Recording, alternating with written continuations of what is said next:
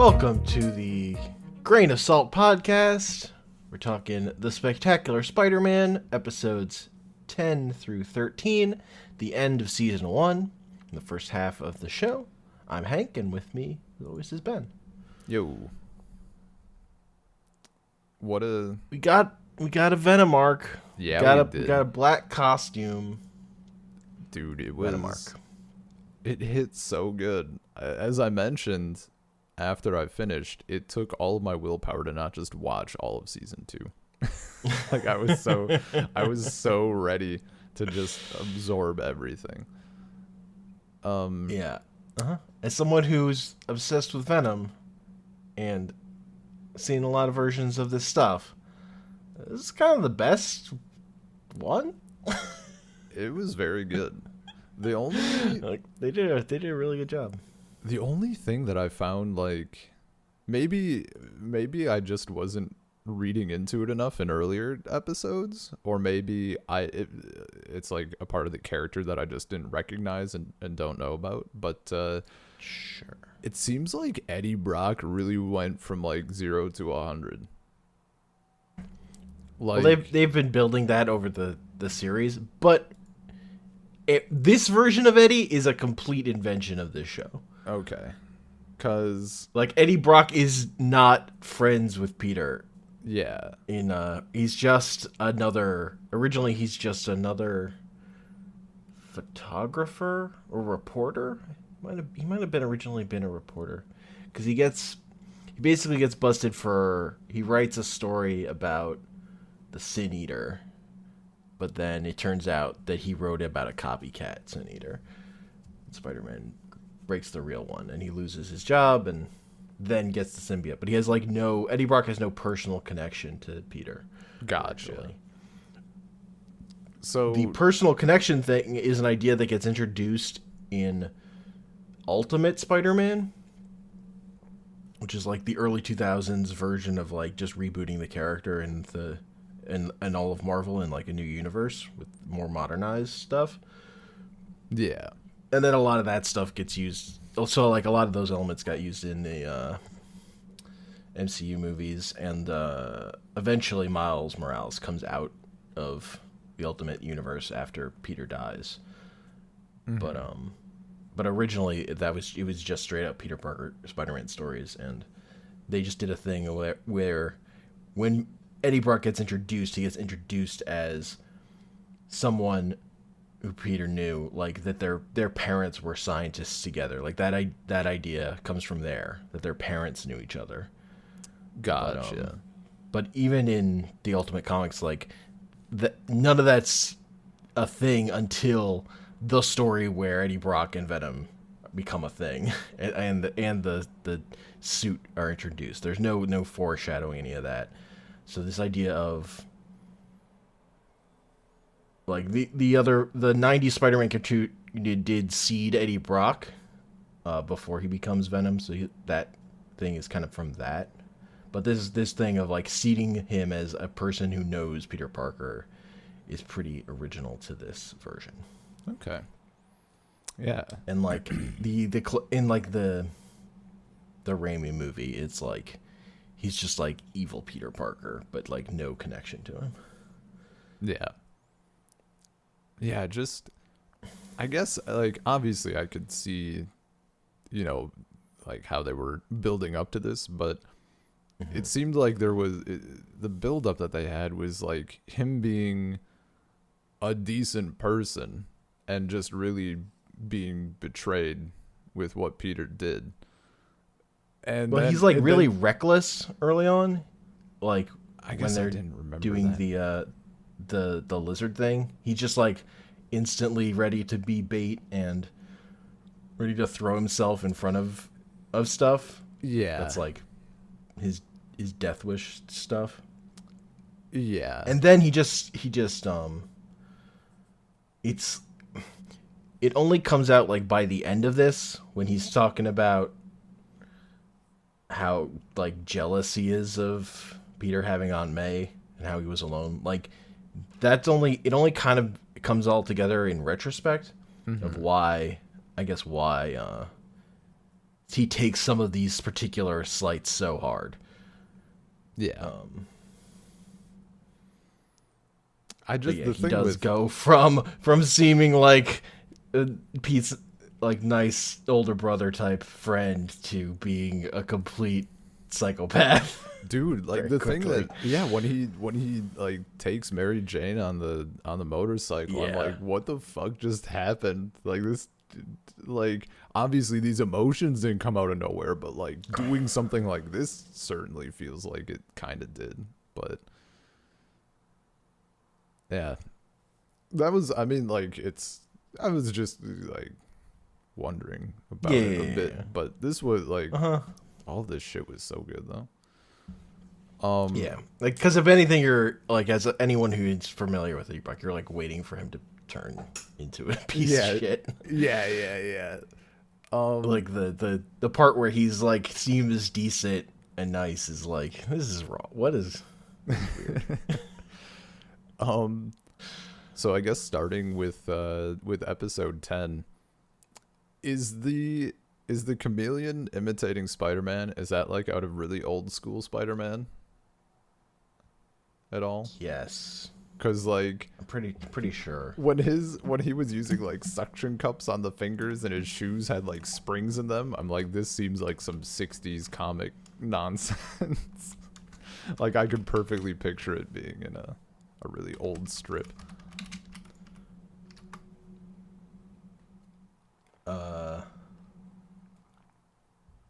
Yeah, I think the like Spider-Man pointing meme is. Oh I hell don't yeah! remember if it's chameleon Yeah.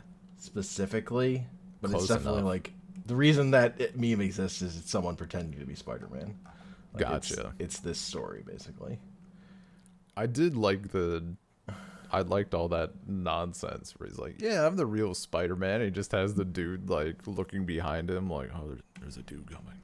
Like, oh, my spider, what did he fucking call it? My spider intuition or whatever nonsense. My arachnid, can't remember. whatever. Some Arachnid off- warning sense. yeah. My off-brand. Oh, it was so good. And he has like, the springs and all the like wonky shit. Yeah. So Like good. he doesn't shoot webbing, he shoots like a net. fucking a hook with like two spikes on it. Yeah. And he has like spiderweb bags. Yeah, the fucking the money bags made out of fake webs. Oh, it's so good.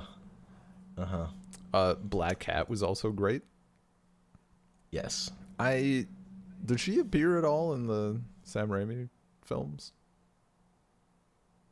No. Okay. I guess I was probably like in my memory because I know the character exists vaguely. I suppose I was mingling like that character with just the classic like Spider-Man kiss scene. Like, Sure. Or maybe I saw this one somewhere if someone posted a panel or something, but I did recognize it. That was pretty, it was a good little Black Cat little bit. was introduced in comics around the same time as I think when Spider-Man started wearing the black suit. Like it was that same era Gotcha. that character was introduced. And she's just Catwoman, the Batman character, except like with more cleavage. Like that's really okay. So a straight fucking upgrade. I got you. I hear what you're saying. Let me see. I have to find her like comics outfit. Oh boy.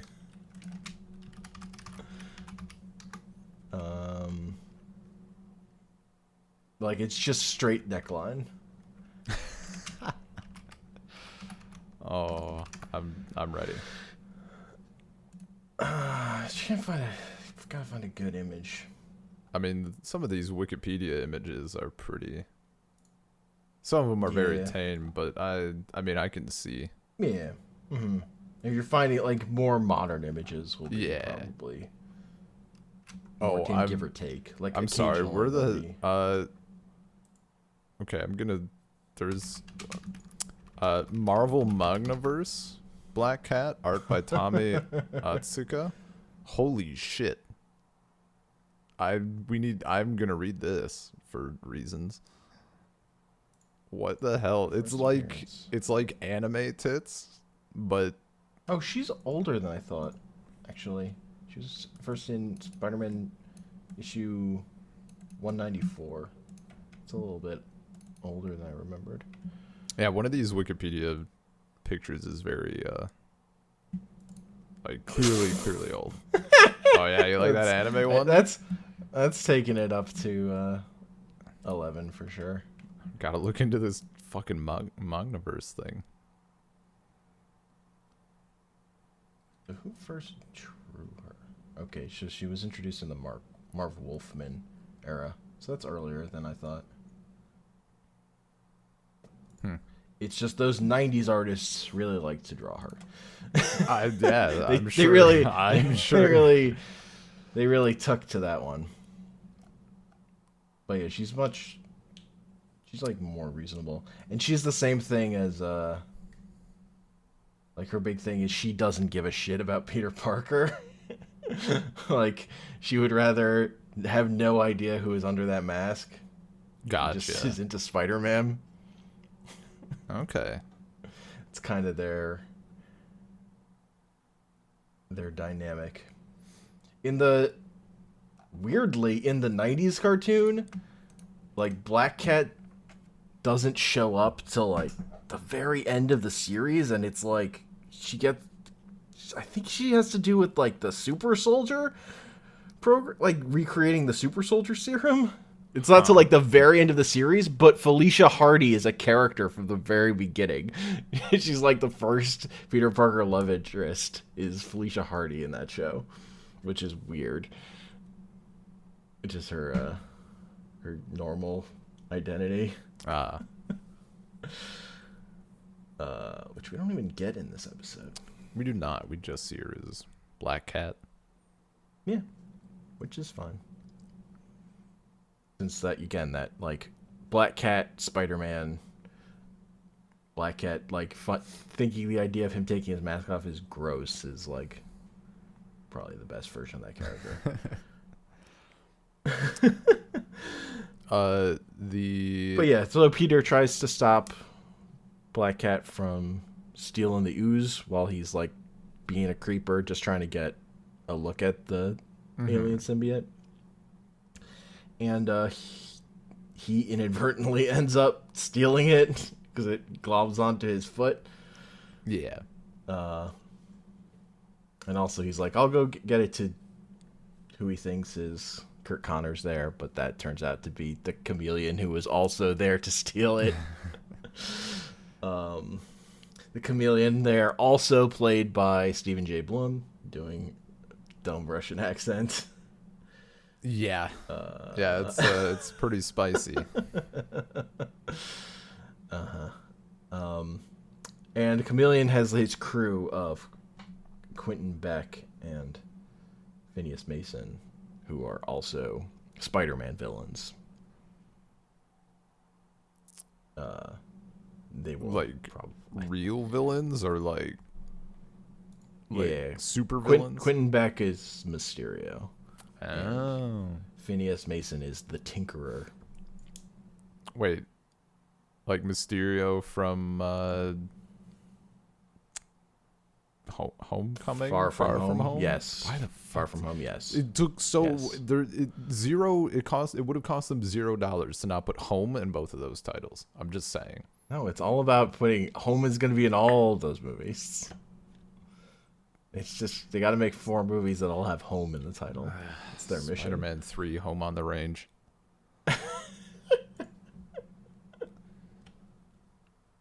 Anyway, Spider-Man 5, Close to Home. No. Well, I mean, I guess, you know what? You do Spider-Man 5 close to home, and then you do Spider-Man 6 too close to home.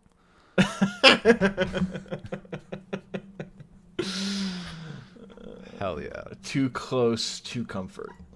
Spider-Man Home. And then, I mean, naturally, Spider-Man Home Alone. Yeah. Mm-hmm. Oh yeah, of course.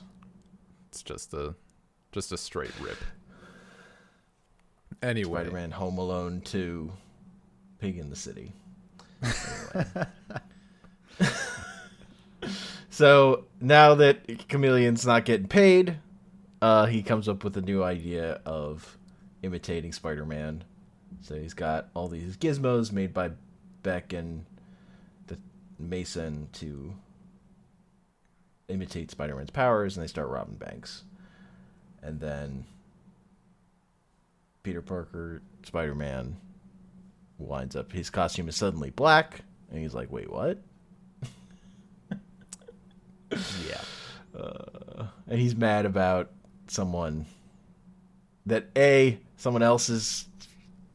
Spider-Man's like robbing a bank, and also somebody immediately sent photos to Jameson for free, and Jameson doesn't think twice about it. He's just like, they were free. That's so good. I think we touched on it maybe a little in the last thing, like the last group of episodes, but I really love how they kind of slid into the Jonah Jameson like hating Spider-Man or disliking Spider-Man, like because of the stuff with his son. Was a very good. I don't know if I've seen any iterations like that. I feel like all the stuff I've read, like we already come in and that that dislike is hot and heavy already. For me anyway. Yeah. But it's a nice transition. That hatred is always there. Like the space shuttle thing though is not original to this show. I figured. Well, because you said the Venom in space thing is. Yeah, it's like, I mean, yeah, the Venom in space thing is made up for the other show. Yeah. Yeah. Yeah, free pictures. Yeah. Also, in original comics, Jameson was more like a supervillain. Because he hires a Spider Slayer robot to kill Spider-Man pretty early on. Oh my god! Hell yeah! It's like a robot with a bunch of like TVs that all have Jameson's face on them. It's like the classic image. I mean, even in just that fucking comic we read, was it Dr. Doom? Yeah. Just invites him. It's like, yeah, he'll unite everyone and fuck up Spider-Man too, probably. I guess it's not a lot. I guess it's just the one TV screen. It's the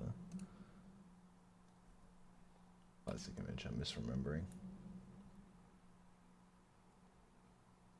Here you go. Here's Spider Slayer. Hit me with it. Oh shit! Like he ordered a robot suit. No, that's just him like on TV. Oh, okay. I mean, that's wild. What a design. Dude, the early... Just so wonky. I love it. Yeah, that's Steve Ditko for you. It's funny because, like, that style is, like, the style of comics for Peter through high school, basically. And then the first artist change comes with John Romita Sr. taking over... Like, basically, when Peter goes to college and suddenly everyone is just much more attractive. It's like more conventionally handsome. I don't know what your college experience was like, but kind of without joking, that's what mine was like. But that's probably the a side effect of coming from a fucking village in the middle of nowhere and going to a city. Where there's more people.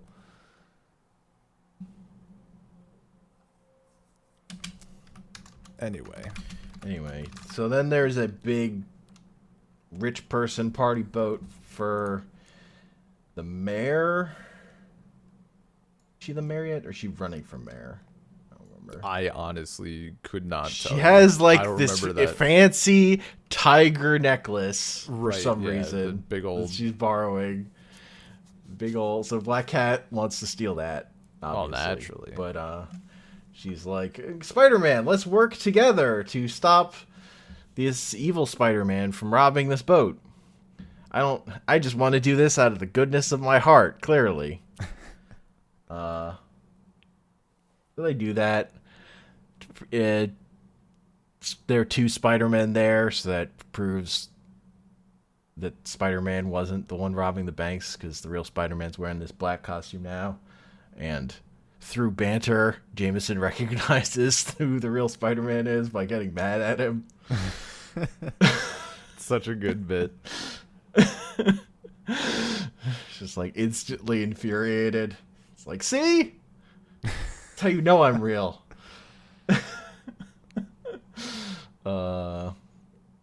I like when Chameleon puts on his like energy glove and then goes spider punch.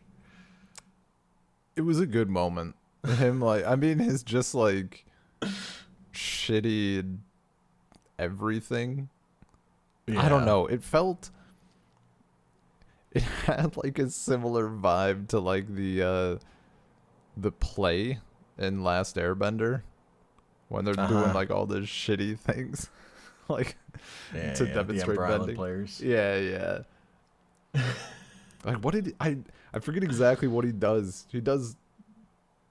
I forget if he was like demonstrating his strength but like faking it or something. I don't know, but just like, see, how could I not be the real Spider-Man? And it's just like the worst dialogue. Just the worst. I think he kicks someone with his like extendo boot, his like jump pad thing, kicking them farther or something. That and the fact that like he takes the entire boat like hostage. Like just nobody's willing to do anything. Like, come on, guys. Come on. Look, they come at him and he bats them away. The big thing is they drug all the cops though. That's why there's no one to stop him. Mysterio's handing out Demitas. I mean, now we're... And then all the cops are asleep. I mean, now we're just at like a situation, you know, like how many toddlers do you think you could fight off? Like how many average citizens do you think the Chameleon could fight off? It's Spider-Man though. Oh, sorry. How many citizens do you think clearly the real Spider-Man could fight off?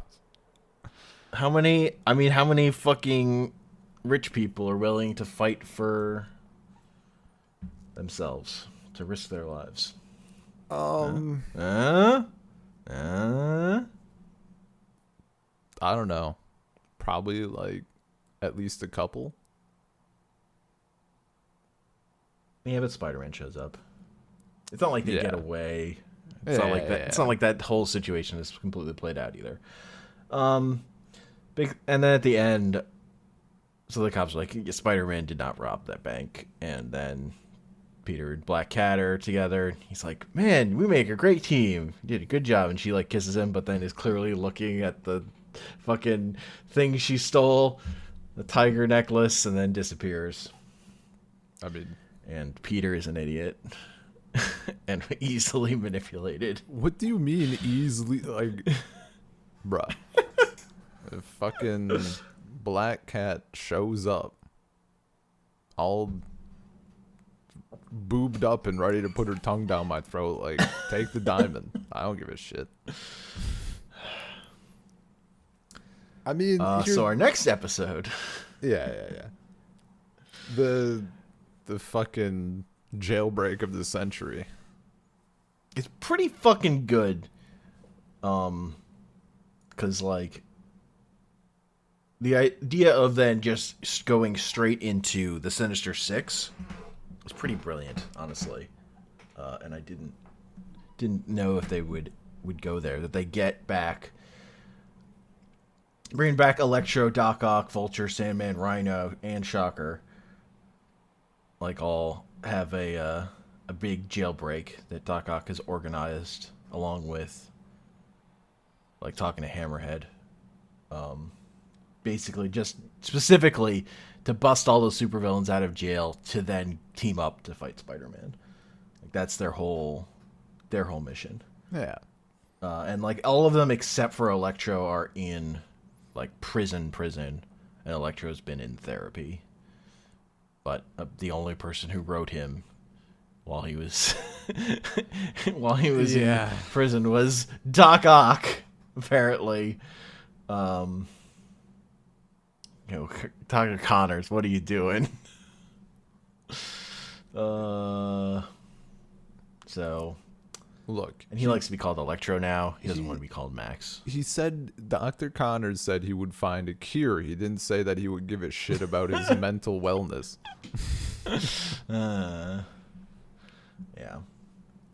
So yeah, they all get together and they show up in the middle of the street while Aunt May and Mary Jane's aunt are going to see a play. As you do. And that's bad. And then Spider-Man hurries them out of the way, and then Aunt May has a heart attack because she's a dinosaur. Yeah, Skeleton. I mean, pretty classic situation. Like, supervillain lands in front of you, and suddenly, my heart. I mean, she was feeling peckish, and Peter was like, "No, go to the theater. Fucking do it. You need to have fun."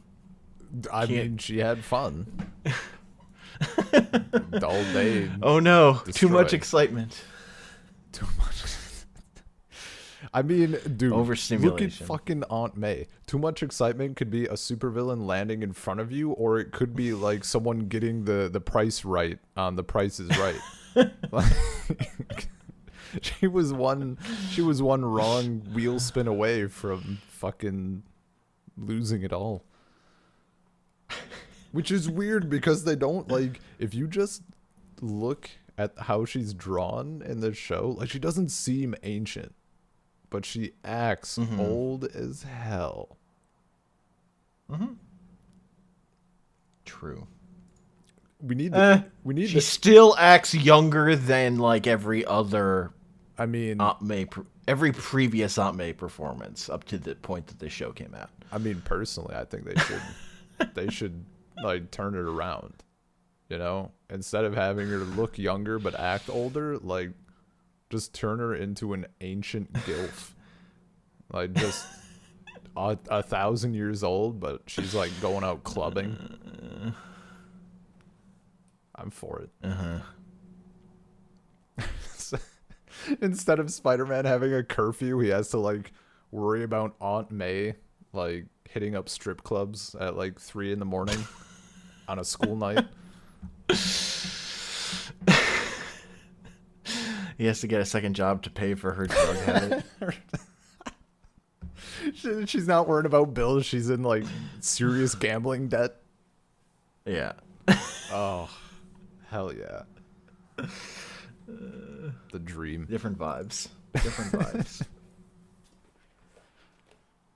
Oh yeah, so Black Costume Spider-Man has to fight the Sinister Six, and like the initial idea is like he tries to punch Vulture's backpack just like he did last time, and it doesn't work this time.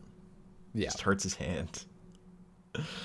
That like they've come. Doc Ock he's now outthought Spider-Man. Like they're all prepared for the ways they were all defeated last time. Yeah. Well, he tells us pretty He directly. specifically says us, none of the ways you defeat us before will work again. Which is not really true, but it's, that's the thought that counts. Peter finds himself a little overwhelmed and runs away into the sewer. And we get the hilarious Rhino going, I don't do good in tunnels. And then they hop down there, and like Electro is like, it's great you can control your electricity, but also you're fucking firing off blasts in a small tunnel. Get the fuck out of here. Yeah. And then Sandman's like, can I go too? I'm turning into Mudman over here. It's just like melting. It's great stuff. Funny. So Peter gets home and like takes a nap. Goes to take a nap, and he's like, I wish I could just wake up tomorrow and the Sinister Six were defeated. That would be great. That was such a good bit, I guess, lead in. Yeah. You see it coming, but it's So great. so he has no idea Aunt May had a heart attack, and then the symbiote like basically starts puppeting his body while he's asleep and goes out to find the Sinister Six. And It's really funny how like, well, yeah, but it's funny how like bad it is at first at fighting. Like, he just like falls on the ground like limp after his first thing. So like they just grab him, and then like, and there's like a shot of like it like looking really scared. It's not until it's not until like someone talks about like peeling the symbiote, like the suit from his skin or something, that the symbiote gets really bad. But there's a great bit where like after the commercial break where Doc Ock is holding Spider-Man, he's like, "Rhino, you won the coin toss. Will you impale his heart on your horn or simply crush his skull?" Well, I'm gonna impale him. Oh, impale sounds good. Good shit. And then the symbiote like does like a lash out attack and then Electro's like, "I'll get him," because he's a moron. And then blasting Spider-Man and Doc Ock, and then like we get our big fight, and we get good bits of the symbiote like using the Sinister Six against each other. Yeah. Because they have terrible synergy. Yeah. My favorite is when he uses the Rhino as a shield. Dude, it's real good. I mean, this is I watched this. I was so excited, but I can't remember all of that fight now. It's been too long. Yeah. I just remember how like it was so good. Like just a nice, and like the big thing is like there's no quipping. Yeah, just So completely silent.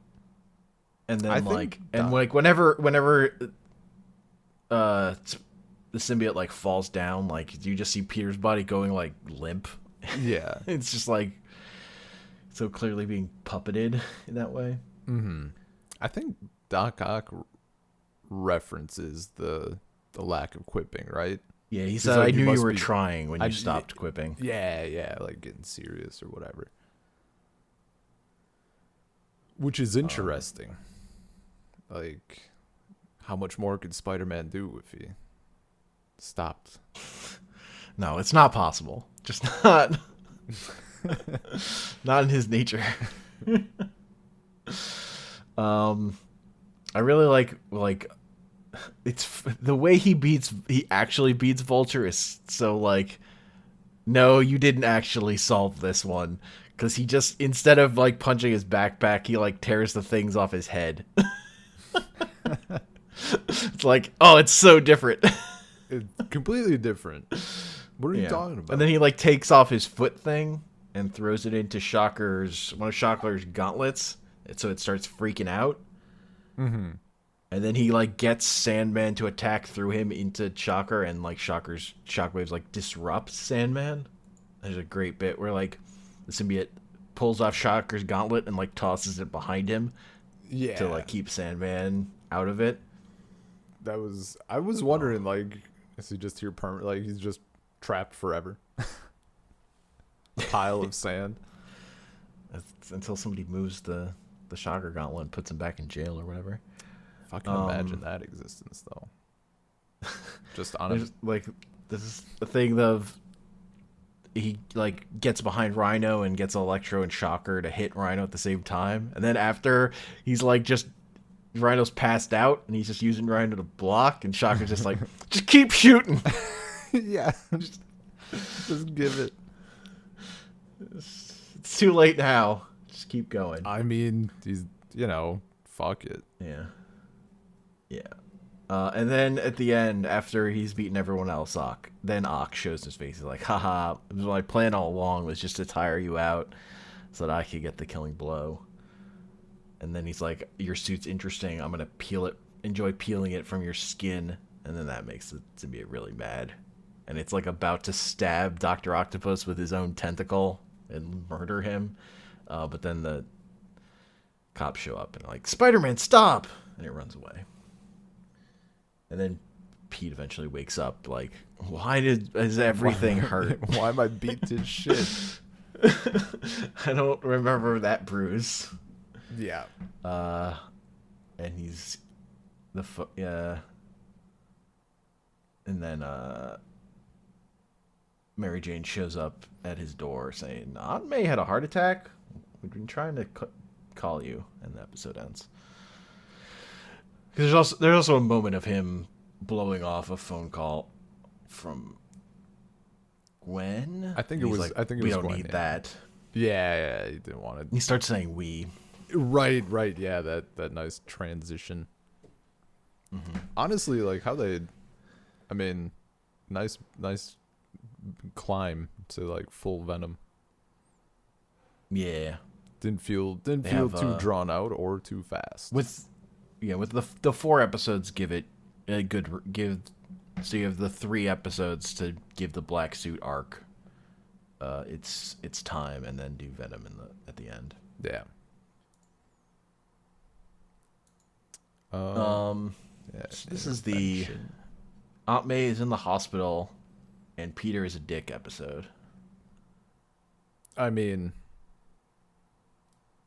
maybe she shouldn't have had a heart attack. Maybe his friend shouldn't maybe his friend shouldn't care so much about their friend's only family member having a heart attack. Like, that's on them, honestly. All the girls who like Peter. Holy shit, yeah, like fucking Mary Jane and Gwen and what's her name? Liz. Yeah. Just like rolling up. Like, Jesus Christ, Peter. Yeah. Unbelievable. Well, Liz goes hard and then Gwen has to go harder. Just unbelievable. Doesn't want to lose. Yeah. Who do you... And Peter's a jerk. My favorite part of the whole thing is then when Flash Thompson is like, man, you're a jerk if like you're blowing off the people who actually care about you. Yeah. I love that. And then Peter's like, wait a minute, if Flash Thompson is making sense, something is wrong. What is happening? Dude, that was a good moment. Yeah. It was a great like Flash Thompson.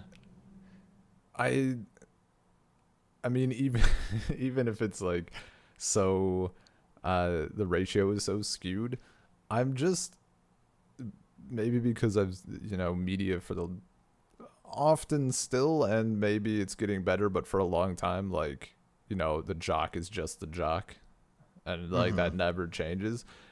Except, that's like, at least in my experience, like that's pretty fucking unrealistic. So the fact that they let him, like, he's not just that single characteristic, like let him be a person, like, oh, it's so good. It just pleases me immensely. So I love that. And scene. like, I mean, there's the part where, as big a jerk as Flash Thompson is, he's the biggest Spider-Man fan. So you know he's good. That's how you know he's good. But like, again, in comics, it's like later on, like in college, like Flash and Peter just end up becoming friends, because if you're gonna keep that, like, this character in Peter's life as he grows up, it can't be the fucking high school bully to him forever. Yeah. Instead, you give him subplots about alcoholism, so or losing his legs in Afghanistan, and then becoming Venom. Normal shit for Flash Thompson. I mean, I'll skip. I was deciding between a joke about like the next iteration of that being like him being a Trump supporter and an anti-vaxxer, but I don't have the energy. No, then he becomes anti-Venom. Like white Venom? Well, yes, but first Brock became anti-Venom. And then they make Brock Venom again, and then Flash Thompson becomes anti-Venom. At some point. So important question. Sure. If you can, because obviously you've already seen this and you have extensive experience with these characters and whatnot. But if you can try to take yourself back to a time when that was not so much the case, of these three women rolling up with Peter, who do you want him to be with? That's the big question. I myself, Who do I want him to be with? yeah, I support Gwen all the way. Yeah, that's fair. I think for where those characters are currently, Gwen makes the most sense for Peter. I mean, I would say. Look at this guy thinking, Basically, Mary Jane is too good for him. you're not wrong. You're not wrong. Yeah. No, but I love this. I love this version of Gwen. Like when this show came out, this was the best version of Gwen Stacy I'd seen. Mm-hmm. And then they let her be Spider-Man, and that was better. But Dude, I had a so I need to look at it again. That some of those the Spider-Gwen comics are a bit of a blur at this point. But sure, like when the stuff with Venom is going on and like it turns out he's bumping to the music and they start grooving, I like had my own moment with that this morning and I had no idea what the hell was going on. For the first time in my life, I woke up with like a screaming headache and like some loud noises started happening and that actually made the headache better. Like I turned on the coffee machine, it started grinding super loud and I'm like, why does my head not hurt now? Like, what the hell is going on? So yeah, weird. Good stuff. Yeah, no, Gwen is like and you know it pays off in the end so far, but yeah, Gwen deserves it. She wants it the most also. It's clearly. I mean,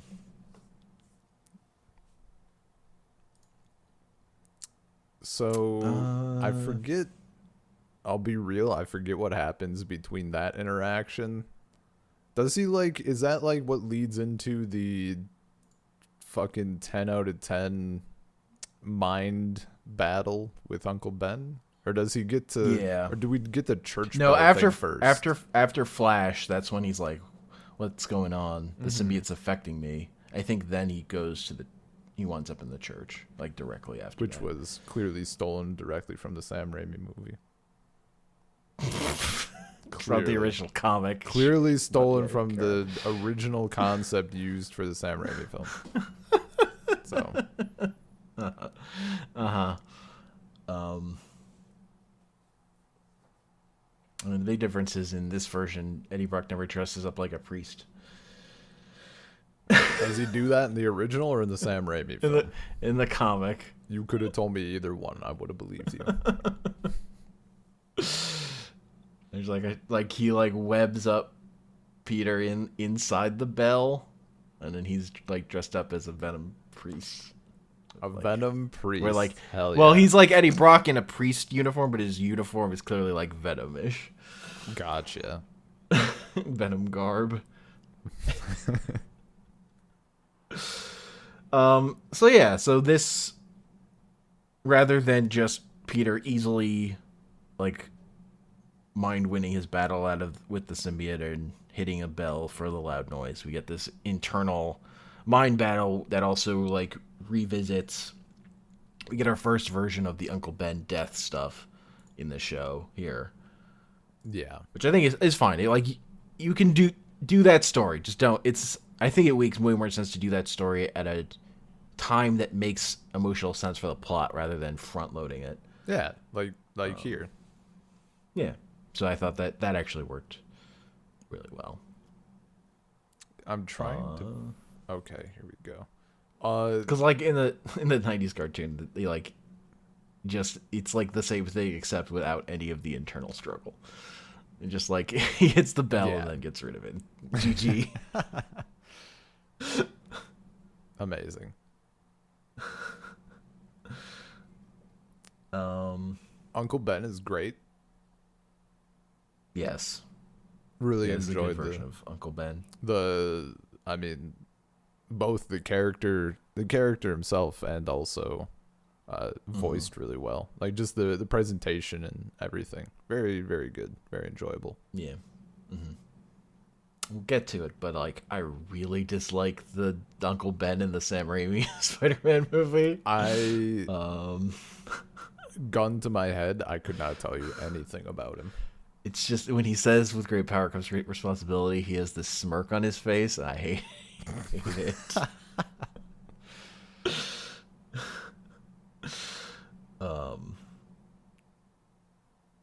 yeah, but we get the great with great power comes great responsibility thing, and like why Peter feels compelled about this stuff. It's also interesting, just like that we get a lot of like Spider-Man origin stuff, but like the symbiote is inserting itself, so that like it was always there, Yeah, which I think yeah. is like also an interesting way to do it. To like that you're not just technically you're not just getting the same old version; it's this like corrupted version. Hmm. Um, and I always love to get to see Spider-Man in the wrestling ring. That's just always good. Oh, that's pulling. I mean, I guess I should have known. Yeah, that's classic. Again, my favorite version is Marvel Adventures Spider-Man, where it's just like a single panel of him holding a wrestler over his head, saying, "And then I was a jerk," to like summarize that period of his life. And then I was a jerk. That does sound familiar. Maybe you had shown it to me or I something. definitely told you about it before because I love it so much. Um, the other thing is, and he lost his job because of the suit getting symbiote getting stolen. And they lost their They no longer funding. they lost funding, so they no Yeah. longer had to. I'm surprised they even got the suit, considering all the shit that had gone down over there already. Um, I mean, look, if you're the government and someone accidentally creates like a fucking electro monster and then also uh-huh. creates a super lizard, I Well, they mean, don't know about the lizard one, right? ah, The electro, how many of the things are public is one thing. Also, I guess, wouldn't both of those be but public? it's Possibly. not public that there's nothing to tie lizard to the lab. Like Peter is clear about that when he turns his photo, like when he gets revealed that he took the photos of it. He's like, there Hmm. was there was no evidence tying that back to the lab. Electro, 100% tied to that lab. Yeah. No getting around that one. I mean, still, that's enough. If I were a Yeah, government, I'd be interested. yeah. I'd be looking into some. There should be some oversight. This Yeah. there was nothing, and they got the alien goop. So that's with like no guards. There's no security on that. Um, yeah. So Eddie's all mad about that. I forget if he's like, right. No, that's when. So Peter brings the alien suit after he gets it off. He like puts it in a web bag, brings it back to LSU to destroy it. Then Eddie shows up there, sees him, and he's like, oh, "You brought it back. I can get my job back." And Peter's like, "No, I have to destroy it." And he like freezes it. It's like, that's the end of that chapter, Yeah. and leaves. And Eddie's mad, and then the symbiote like is fine. It breaks out of the Yeah, ice it that does. Peter Literally Peter doesn't fucked that matter. one up. That one's on Peter. You fucked that up. He did Dude, not double double tap. tap, Double dude. What are you tap. doing? Yeah. What are you doing? So then the symbiote bonds with Eddie, who now hates Peter and Spider-Man, and he's like, Peter is Spider-Man. I don't have two enemies. I have one. Good They line. made Good Spider-Man his line. enemy very, very quickly in this, though. But yeah, I Oh, you get the gotta sentiment. gotta get it moving. You can't. Yeah, we got shit to do. Yeah. We only got one episode for Venom. So yeah, next episode we get Eddie Brock as Venom. And we get like my favorite, the thing that I love about Venom as a Spider-Man villain is he's just there to fucking be annoying. He's just such a he's like a troll who's doxed Peter. He's just like Peter's spider sense doesn't work. It's just Venom hanging out behind him. Like those anytime like Peter shows up somewhere and just Eddie Brock's there. It's like, oh, making Peter flip out. That shit is so good. Not after money, not after power, just after Spider-Man. He just hates Spider-Man and Peter specifically. Yeah. And he's just there to like drive him crazy. You haven't suffered enough. And his design too. Going from like just Spider-Man suit to like Hulk to the fuck out. Good shit. Good shit. And the way he does when they fight, he's just completely physically outmatches him. That's good shit. And like Peter's going to visit Aunt May in the hospital. Venom's there. Goes to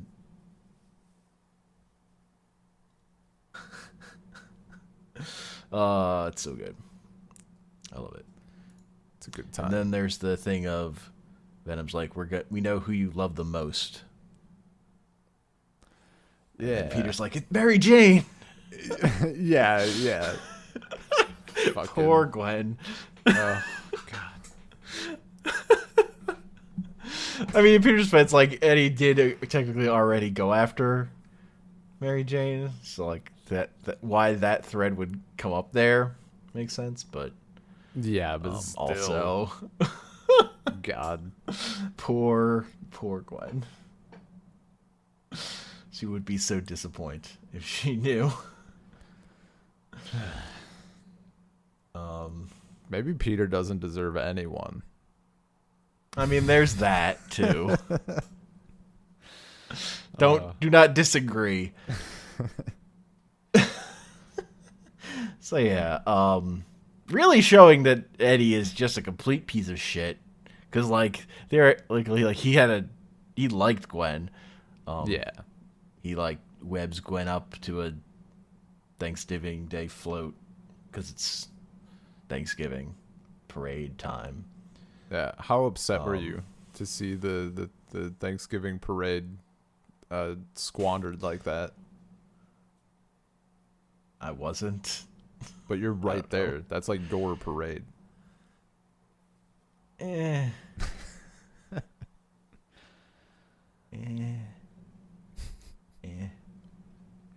don't care. I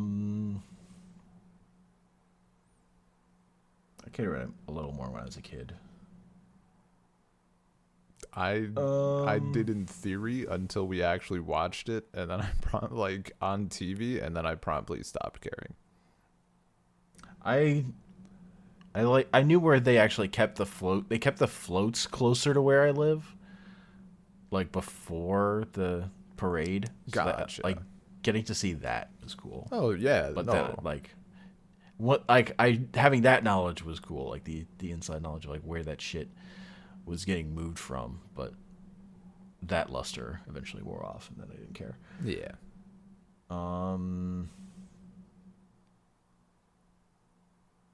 I'll be real. And then we get the Eddie speech about how we were never brothers.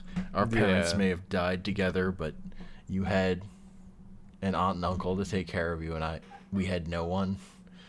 Yeah. The wee showing. And then like Peter's.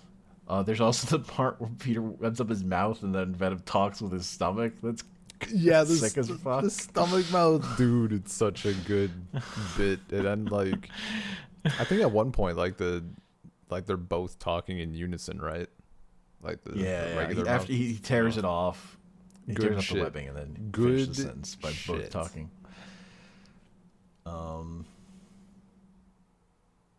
And then Peter beats him by going, "All right, I give up. Take me back, symbiote." And the symbiote's like, "Yeah, you're Spider-Man. Fuck yeah. Look at this. This guy doesn't even have powers. Dude, What's happening?" it leaves so quickly. Like, doesn't even hesitate. Just Uh-huh. out. Yeah. That is also like, I think the second Venom story ends with that thing of Peter taking the symbiote back, which I hate, honestly. It's such a weak sauce ending, but Yeah. it works here at least. We go back into Peter's mind, and Symbiote's like, "No, you're not like angry and sad. What's happening? It tastes bad. You don't taste good. Your emotions are all Positivity. just a nice a note to end the season on." Yeah. And then he puts the symbiote in a bag and drops it in some cement. Yeah, like that really seems like we're begging for it to come back, you know? You're not wrong. Like, In the 90s show, he puts it on a space shuttle. okay, so just recreate the original problem again. I mean, like, with the concrete, like, how fucking long are you putting that off at best? That shit cracks, man. Yeah. And his webbing wears out after a few hours. So I don't know what. It was a bad plan. That's all I gotta say. Yeah. He needed a more permanent solution there. Aunt May gets to come home. We find out that there was a scene where she was cooking all this stuff, and it turns out she's like sold the rights to a cookbook.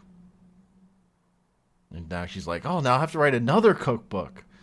Can I get an advance on that one too?" She has not finished the first cookbook, but okay. So they're not up. So at least they have the money to pay for her hospital bills because of her cookbook. Yeah. And then, as Gwen's leaving, she turns around and kisses Peter and then runs away. And Good that's how the shit. season Top ends. tier. Top. Yeah. She does the thing. Yeah. She kisses the boy, the dumb Fucking stupid dumb ass boy. boy. God, boys are so dumb. Jesus. He's look. This one in particular, very dumb, very thick. Teenage boys are dumb, but this one is dumb. Damn.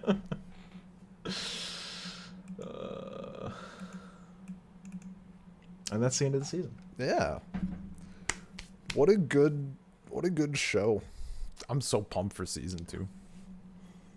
Yeah, man. Like, It's just a good version of Spider-Man. Like they just it's such a nice it- balance. it does a good job like breaking down the characters into good bits. It does the relationship drama well.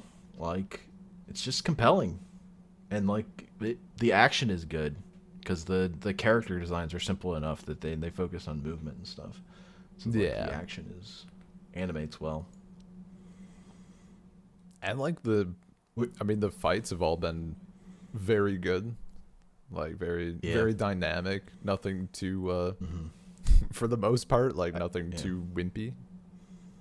Yeah, I mean, I do think like the Sinister 6 fight is probably the best fight we've had because there's just so much going on. Easily, dude. It was so long. It was such a chunky, beefy fight. And like that, the show can nail that, like a long fight where Peter doesn't talk at all. Yeah. It's so good. Didn't mention, but Yeah, I was so stoked watching the show. Like, man, this show's really good. And then like its version of Venom is so good. hell yeah. as far as Eddie Brock Venoms go, this is top tier, honestly.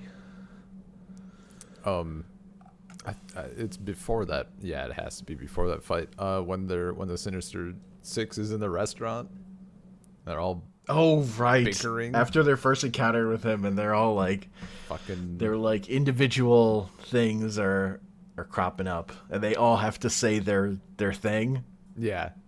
Like Sandman has to say, "I just wanted a big score. I don't care about revenge." But at the end of that, when the fucking Doc Ock has the audacity to be like, check please, and the person comes up, they're like, it's on the house. He's like, oh, thanks. Also, good decision. Like, come on, Like, come on. How kind. Also wise. Yeah, like what? Being a supervillain means you can't just like pay a check. Come on, you're better than that. I mean, they did also trash the place, so Well, I don't that's know if different. They were going to cover that one. Look, they're fresh out of jail. They don't have the money to pay for it. I feel like they have them. I feel like at least one of them has the money. They could have gotten Hammerhead to give them some cash. Couldn't they have just hit a bank on the way over? My problem is I don't care about the macro crimes, but come on, at least tip the server. Did they tip the server? Probably not. They're super villains, Ben. Super villains. See, that just... I just always... Look, I'm sorry. I'm flashing back to a scene from Yeah. the Justice League cartoon. Sure. When the Flash is through a body swap, is in Lex Luthor's body. And he's walking out of the bathroom. And dude's like, you gonna wash your hands? And the Flash, in a moment, thinking ahead, genius, goes, no, 'cause I'm evil. To accurately portray Lex Luthor. See, it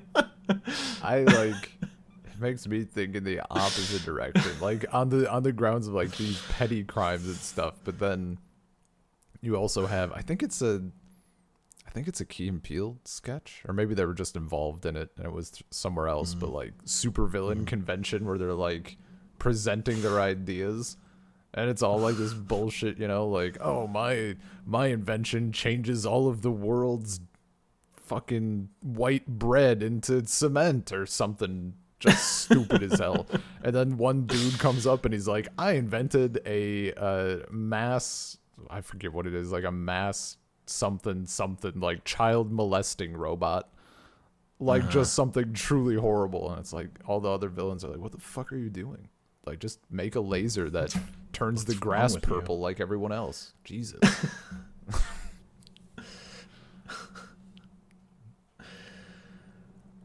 That's why Venom is so respectable. Just a pure hatred. Yeah, he just hates Peter Parker. Fucking hates Peter Parker. I mean, like, even hating Spider-Man is like, whatever. I can understand hating Peter Parker. He's a piece of shit. God. He's got all this, his life's not that bad, but he's gonna whine about it. His life isn't bad at all.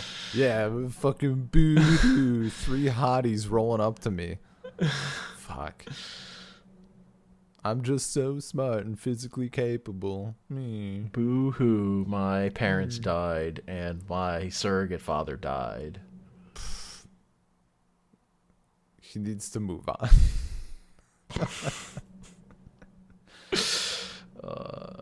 I was watching Batman Mask of the Phantasm, just the animated series Batman movie, and there's a scene in that in which Batman is like crying in front of his parents' graves, apologizing for not wanting to be Batman anymore because he's happy. I mean, yeah. He's like, I'm sorry. I didn't think I'd ever find happiness. I know I promised, but so it's so good. Is there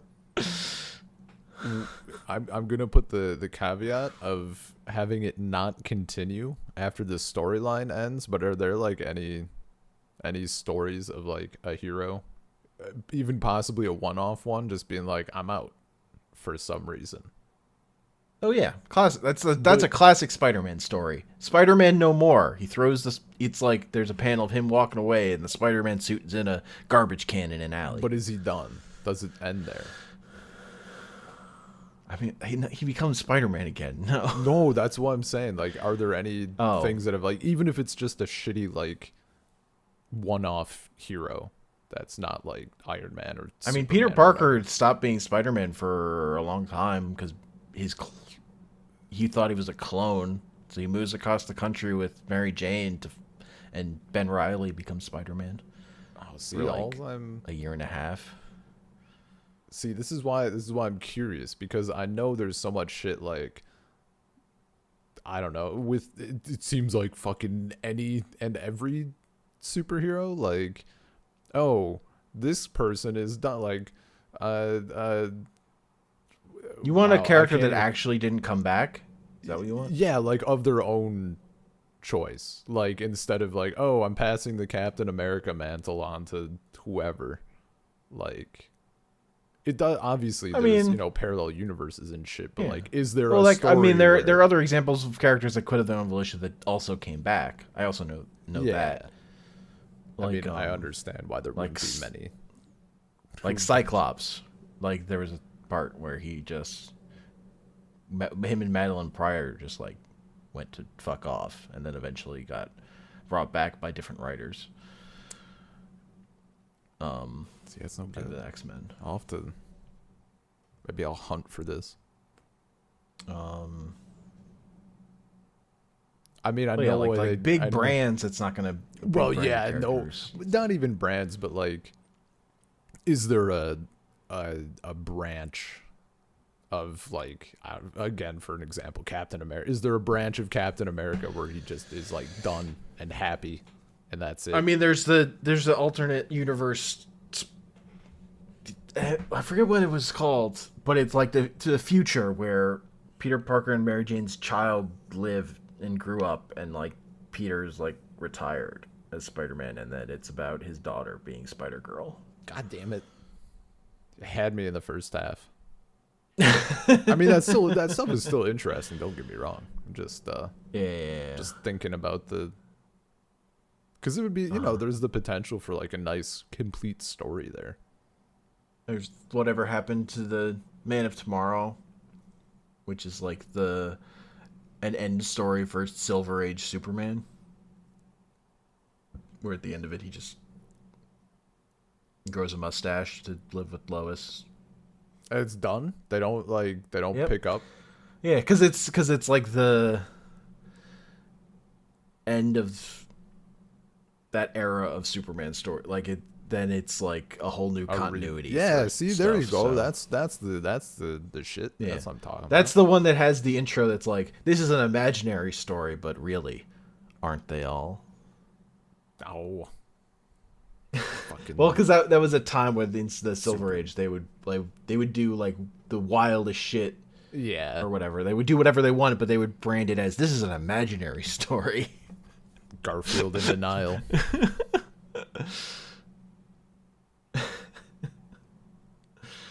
Okay. And that's an Alan Moore story. Whatever happened to the Man of Tomorrow? Gotcha. I mean, there's Batman Beyond, where Bruce Wayne quit being Batman, and then he's Yeah, an but old it's man. see, I want the superhero to also end there. And like they're just Which, like, stories about never them fucking doing nothing. I mean, yeah, there you go. I just want, I want, you know what? I want slice of life superheroes.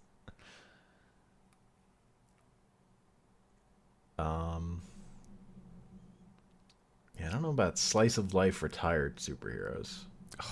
God, it'd be so good. Just just old ass Spider-Man, and like, you know, it's like the, what do they call them? Like just events, like just a big event, like a crossover. Like you have to read like 14 different issues across like 13 different series to get the full story. Uh-huh. But instead of like a supervillain, it's them like meeting up to play golf.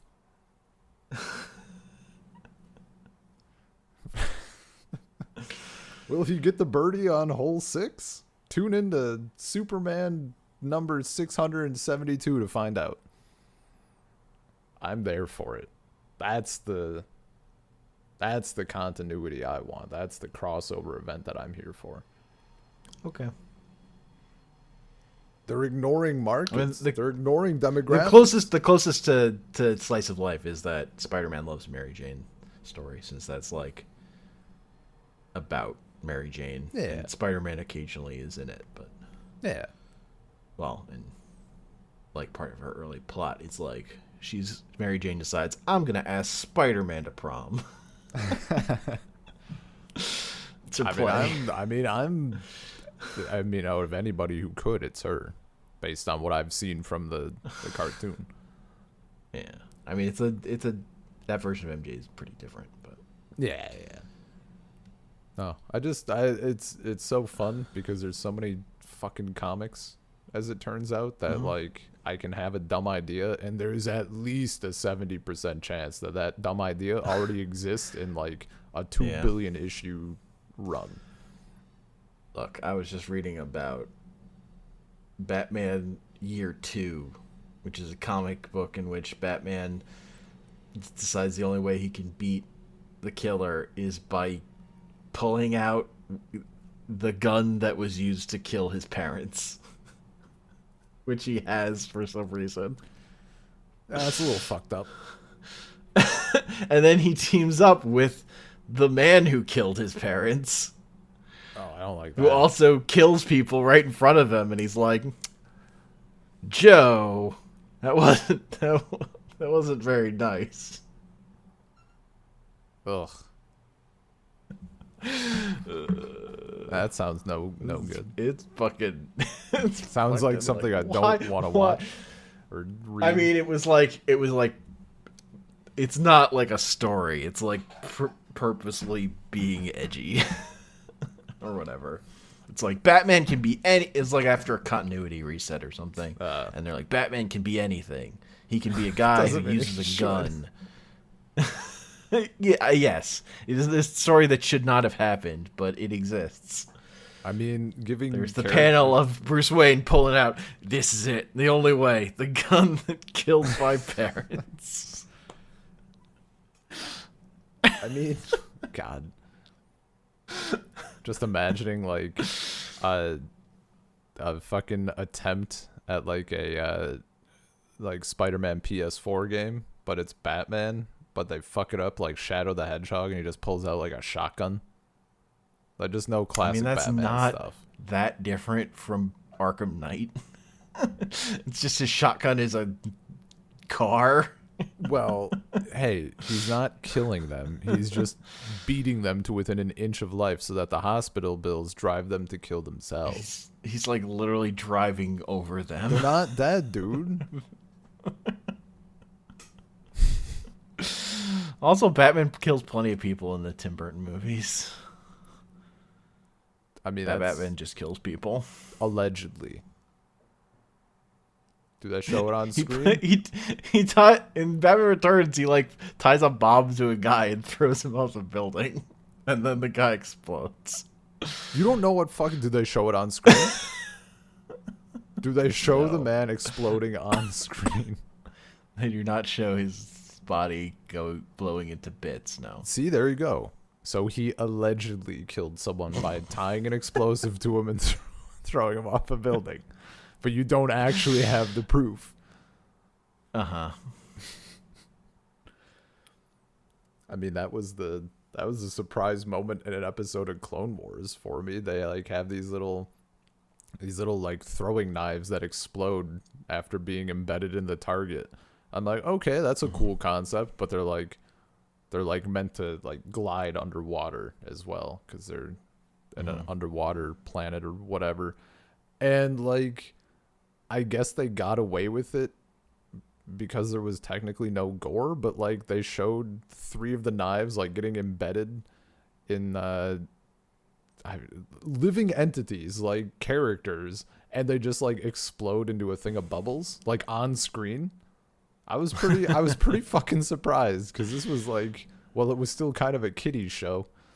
So Yeah. people just like bloop. Just gone. Look, man, it's bubbles. They're Yeah, fine. I'm positive that's how they got past it. Yeah.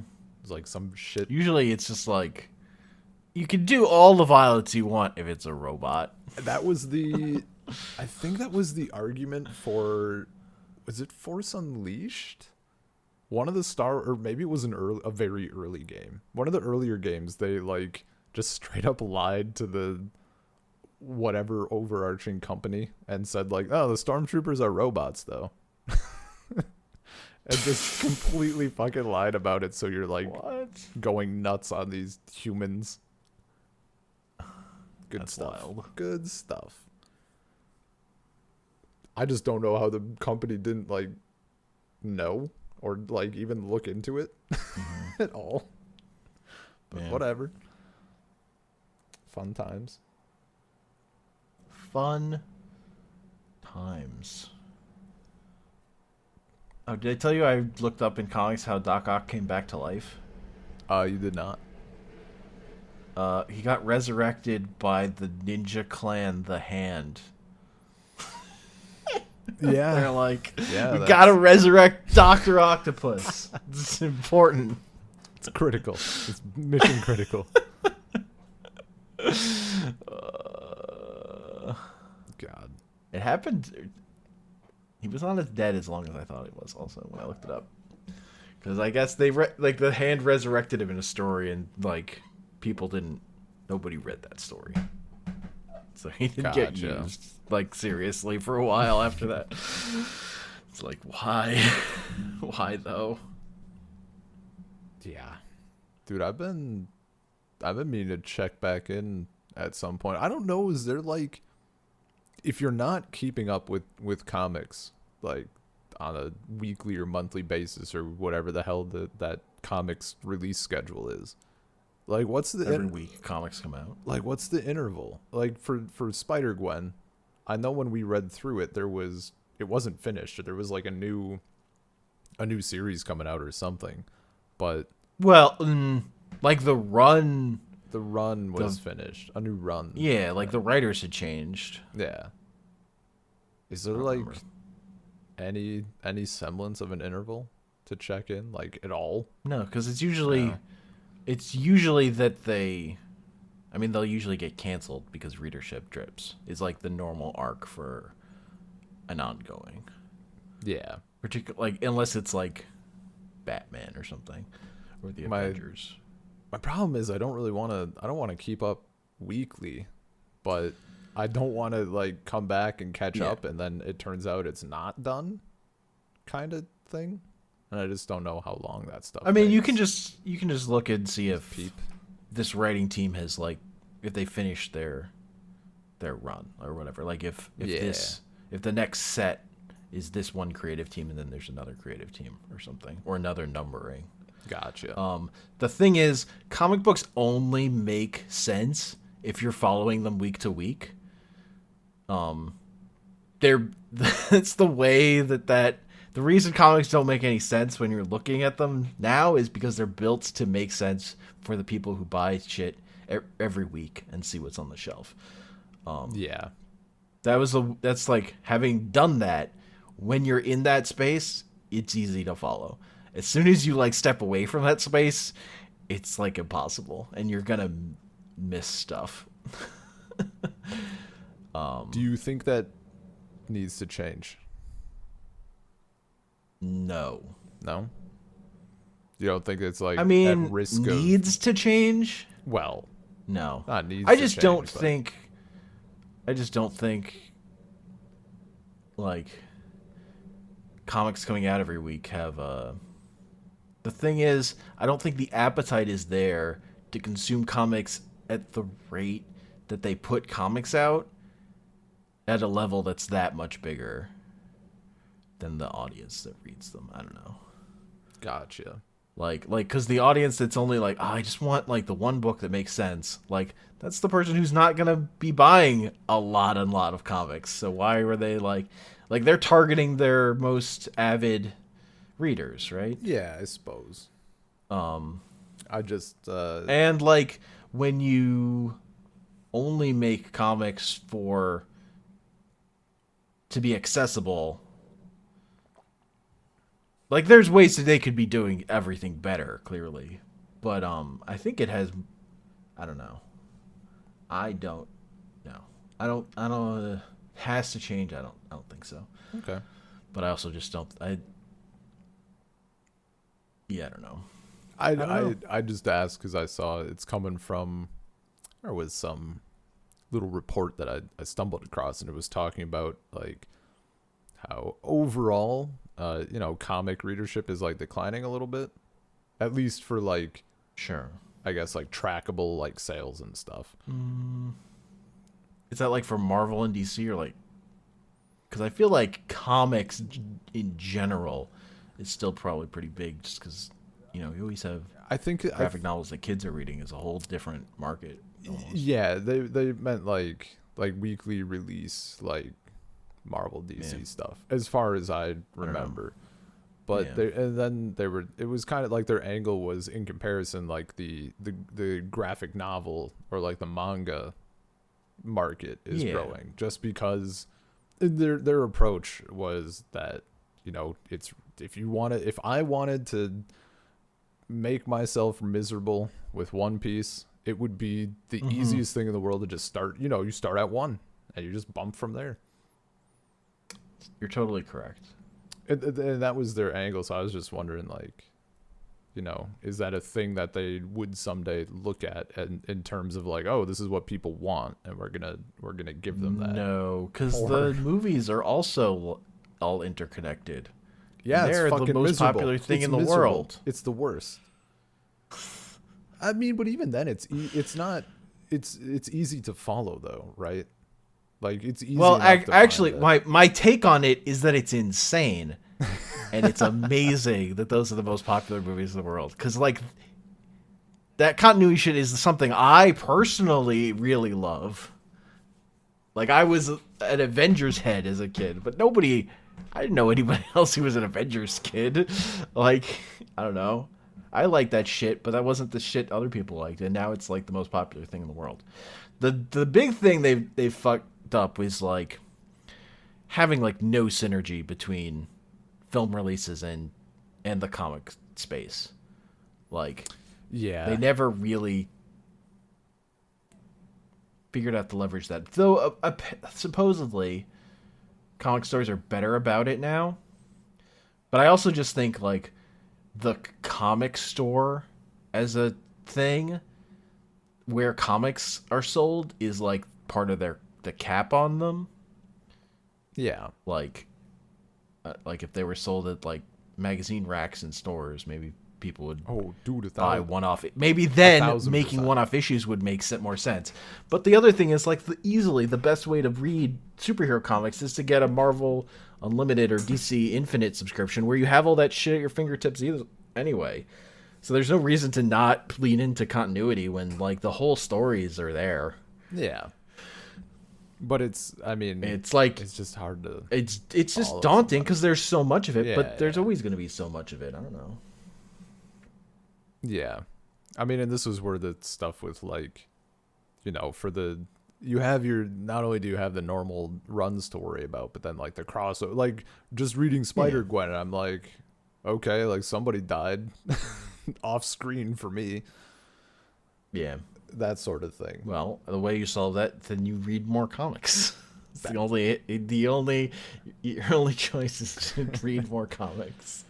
That's the comics dark elevator. I do. You go down the elevator. At the end, they say, "I guess you have no choice but to read more comics." I always have a choice. My choice has been to not read them and instead read the dark metal, black metal. Instead, just read that and fucking Metal, Dark Knight's Metal was what we read. Yeah, that's what I said. And now there's the sequel story, Dark Knight's Death Metal. We've not read yet. Yet, that's the word that worries me. That sentence. What if? Because the thing I've heard is death metal makes metal look like it's like a normal coherent story.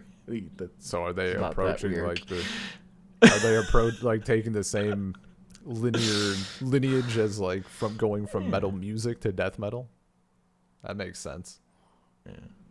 God. I mean, they're just like, you got to step it up a notch. Doing it again. Ugh. I mean, I'll read it. I'll be confused, but I'll fucking read it. I'm bound to the podcast. Mm-hmm. If you come to me earnestly one day and you're like, Ben, I hate to do this, it's gonna hurt you more than it hurts me. We're reading Naruto. I won't like it. Like, I won't like the idea of doing it, but I'll do it. Yeah. I mean, the real thing there is I couldn't finish reading Naruto. I had to finish the story through a video game because it got too bogged down. Even in the manga form, I guess you it haven't. was way more streamlined than the anime. I guess one of us just cares. Look, I was reading it for like a year straight, and they were in the same battle. It was too long. Yeah, it was really really good coming to Berserk way after the fact, because I guess they were on a boat for like 4 years. They never. I mean, that story never finished, right? So far, no, and people don't know if it'll be continued or. Well, the guy died. Well, he died, but in the last like however many years, he's been focusing less on Berserk and more about like setting up his own studio and like training people. So people don't know if he was also setting them up to finish if something happened. Yeah. We'll see. Regardless, 4 years on a boat is a long time. People were not thrilled. That's a long time. I don't know what they're talking about. It It's a wasn't long that time. long. I got through in like a It's day. longer than Aunt May was dead. Aunt May was only dead for like 3 years, I think. Man, Maybe 3.5. wild stuff. I've also like I need to look back into them at some point because I think some good stuff has come out that I'm interested in, but I have not even remotely looked into like any newer Star Wars comics. Uh-huh. But that's, Yeah. comics are Oh, difficult. I read Oh, go on. yeah. I read the they put out another writer did a Spider-Gwen miniseries. And it's not as good as the original, but I put it on I think I'd put it on our list of stuff to read for Is it the Ghost the next time we do. Spider Ghost Gwen thing? Oh, not Spider-Gwen, Gwenpool. Gwenpool is what I meant. It's Gwenpool Yeah. thing.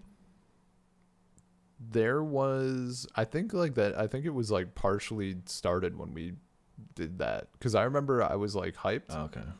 And I started it and immediately I was like, this feels different. Not that it's bad. It's incredibly different feeling. Yeah. Yeah. But it's only like a 5-issue miniseries. Oh, gotcha. Yeah, I just remember like But like totally it different. doesn't really pay off in the way it's different until by the end I was into it. Okay. But it does. Like the first couple issues are kind of rough. Yeah. Well, especially coming right hot off the trail of Yeah, the original series is like one of the best comics, so Yeah. it's hard. It's like part of the problem.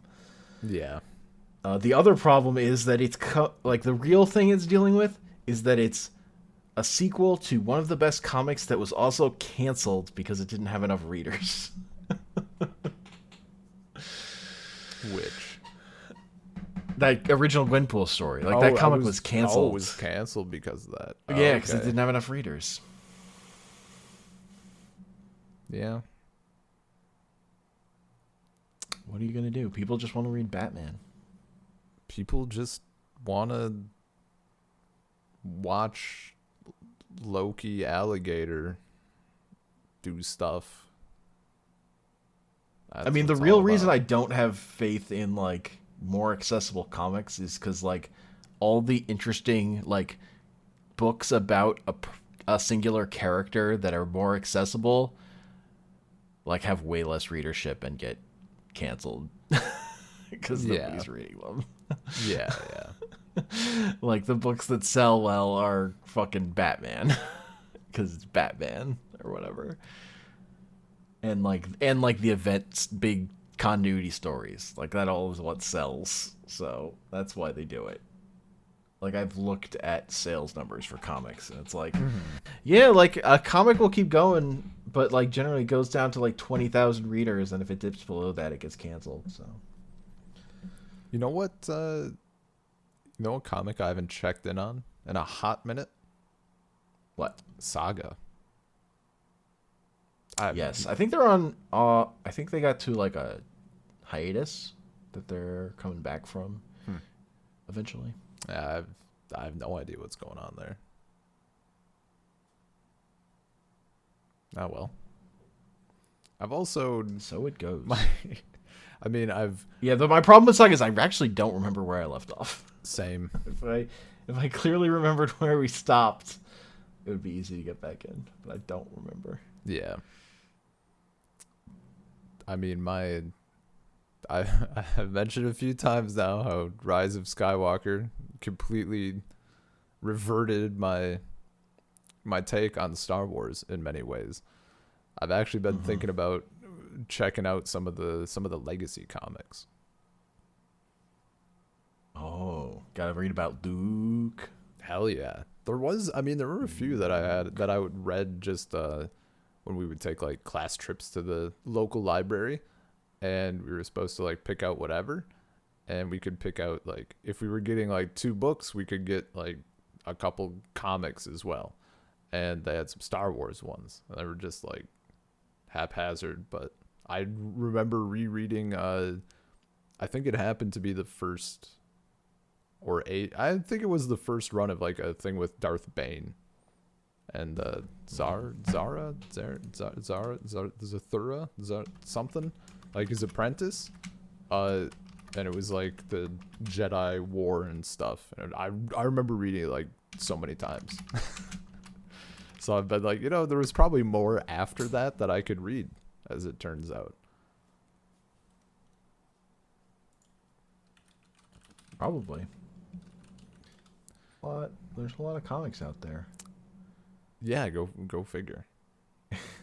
What's funny to me is like looking at the number of Venom comics that have been put out since I was like up to date on all the Venom shit, and it's like almost as much as I ever read like in like 5 years or something. I mean, time to like, oh my god. Time to fucking get busy, bud.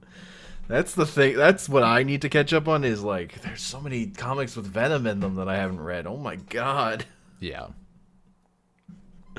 What happened? See, it would also help, like, I mean, Star Wars to an extent, but really anything. Like, if I could really latch on to a character, like Spider-Gwen is pretty fucking great, but there hasn't been anything that's hit where I'm like, I want to do a full deep dive on this. My comic quest. Need to find my deep dive character. Yeah. Characters, it can be hard to do deep dives. Well, I found character deep dives hard because writers can change and you get bad writers. Like Venom is kind of an exception to me where I like even bad Venom's comics. Whereas like usually I find it's more productive to like find a writer that you're super into and like or an artist. More generally, like, and like preferably a combo that you're into, and like just read all the shit they've done. But even then, like sometimes you'll have like there are writers that's like I really love half their shit. So statistically speaking, yeah, we are in the wrong sphere of things, and really I'm just like what you're telling me is that I should ditch all of these weak ass comics and just read all of Urasawa's shit. That's what I'm hearing. Oh, yes. Yeah, totally. Yes. Yes. Just read Monster, Ben. I mean, it's not a 0% chance. I wasn't shorter in the mood than 20th Century Boys. I wasn't in the mood to watch it, but reading it, especially on a hypothetical 20-hour plane ride. Hell yeah. It's only 18 volumes. I mean, I could probably finish it by the time that traveling is done. Also, I need you I to think I read Slaughterhouse 5. Well, I got a month to do that. That's true. Whole month. It's not a long book Yeah. or comic. All right. Anyway, we should end this podcast. I suppose. You know who's great? J. Jonah Jameson. What a character. What a great guy. Too good. Loves Captain America. Of course. Peace.